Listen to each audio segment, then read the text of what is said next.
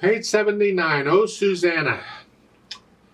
We get some neat fingering things going on here. They give a warm-up, which kind of tells you what's happening in the piece, but I want to talk about the piece, so I'll cover all that in the piece. So let's talk about the piece. 4 lines long. There's no repeats on anywhere, it just goes straight through. Treble and bass clef, 1 sharp in the key signature. We're still in the key of G major. Make sure you're doing the G major scale, blah, blah, blah. Okay. 4/4 time signature. We have a pickup beat. We're coming in on beat 4.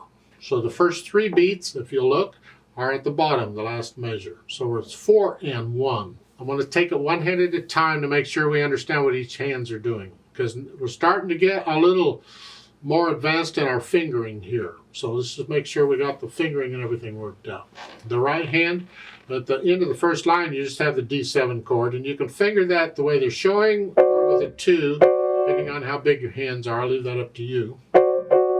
Into the second line, you get a G chord, okay. And then in the third line, the right hand gets melody.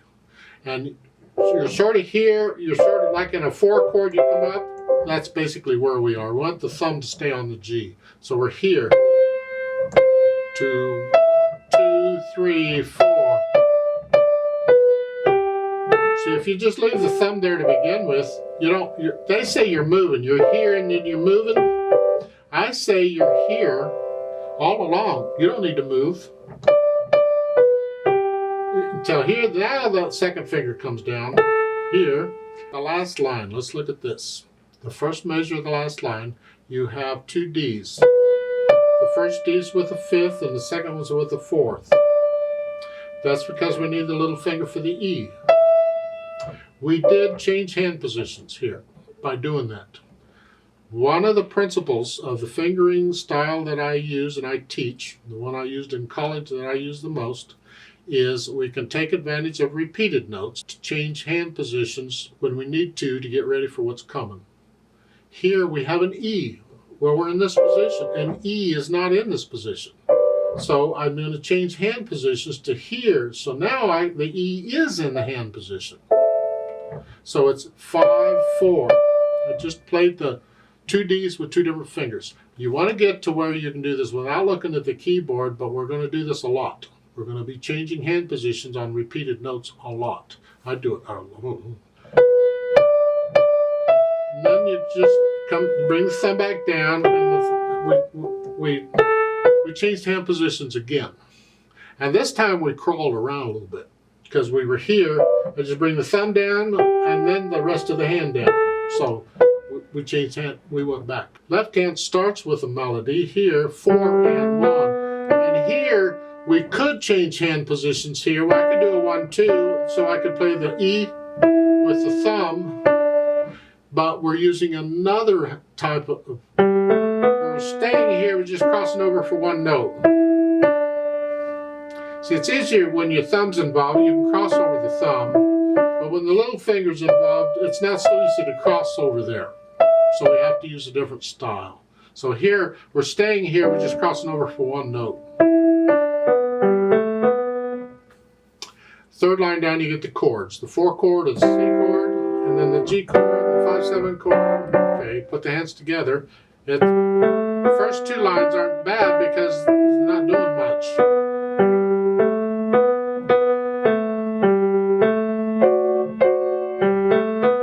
And the third line down,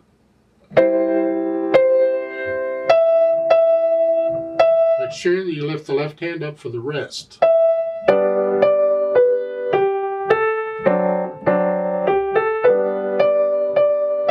So you put the hands together and then go back through it however many times it takes, or work on those trouble spots, get rid of the hesitations. And once you're comfortable with that, you can think about the articulation. We're putting in the phrasing here and the melody.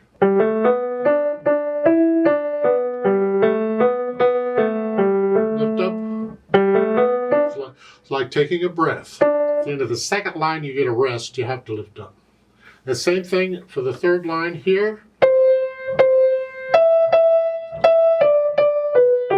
Lift up. It's like taking a breath. You have staccatos for the chords sometimes. I'm hinging at the wrist and the short. Bump, bump.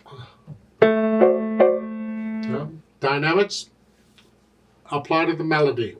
Finally, they give you one dynamic the way it is. You have to decide what mezzo forte is, or medium loud, sort of loud. I don't know. The chords, keep them soft. At the end of the first line, soft. Okay. And the whole thing is basically there. I mean, you can get a little louder and softer as you start getting into the music and start feeling it. Because generally with the third line here, we generally play that a little louder. But it's up to you. You don't have to. I wouldn't play it softer, but yeah.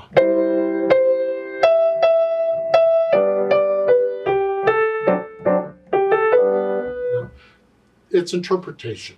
How do you feel it? You interpret it. Make it yours. Speed, allegretto again is that fun speed. It's between moderato and allegro, but it's the overall feel of it. And if you were going to sing it, well, you're going to be happy here for some reason, so here.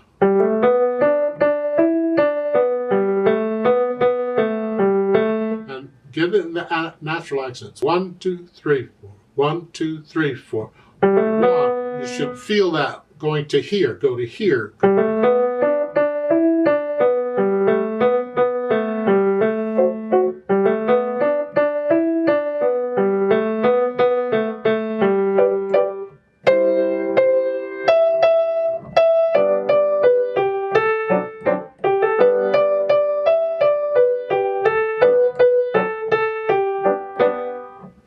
It's my way of doing it.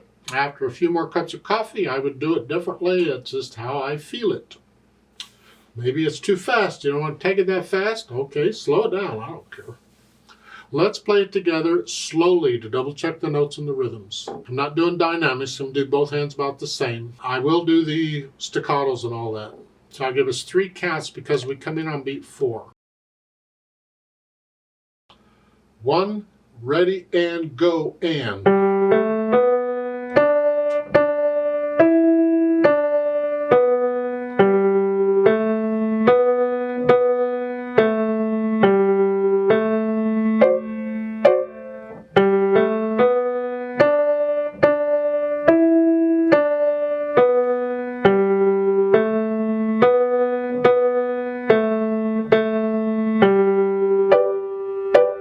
Rest. 2, 3, 4. 1, 2, 3.